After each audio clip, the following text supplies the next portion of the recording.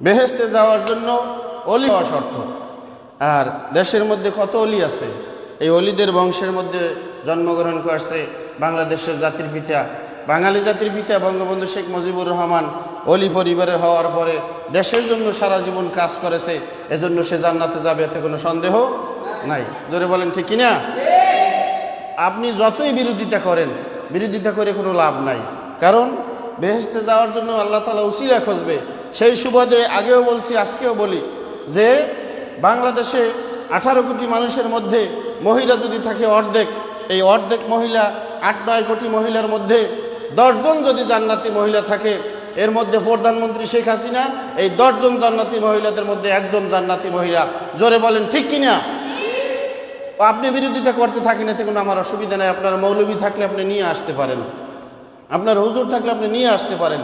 এজন্য আমি প্রস্তুত আছি, আমি বুঝিয়ে দিব যে প্রধানমন্ত্রী শেখ হাসিনা কীভাবে জান্নাতি মহিলা। আমি বলছি, আমি ভবিষ্যতে আরও বলবো, যদি শেখ হাসিনা জান্নাতি মহিলা না হতো, যদি সে ভালো মহিলা না হতো, তাহলে আপনি বসেন আপনি। যদি ভালো না হতো তাহলে বাংলাদেশে মসজিদ থাকতো না, মাদ্রাসা থাকতো না, আলেমেরা জেলে এখনো জীবিত থাকতো না, তাদেরকে মেরে ফেলতো। দেশে আল্লামা মামুনুল হক সাহেব জেলে আছে, মারে নাই। দেশে সাইদি সাহেব বেঁচে আছে, মারে নাই। এরকমের করে অসংখ্য ভালো মানুষদেরকে এখনো দয়া করে বিএনপির প্রধানমন্ত্রী, বিএনপির নেত্রীকে এখনো বাঁচিয়ে রাখছে, সুস্থ বাসায় থাকতে স্থান দিয়েছে। যদি সে ওই রকমের জালিম হইতো, তাহলে অনেক মানুষ এখন দুনিয়াতে বেঁচে থাকতে পারতো না, সবাইকে মেরে ফেলতো।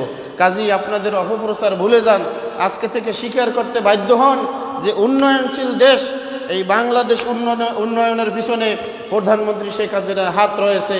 এজন্য আমি বলছি যে জান্নাতি 10 জন মহিলাদের মধ্যে প্রধানমন্ত্রী শেখ হাসিনা, ওই 10 জন জান্নাতি মহিলাদের মধ্যে একজন জান্নাতি মহিলা।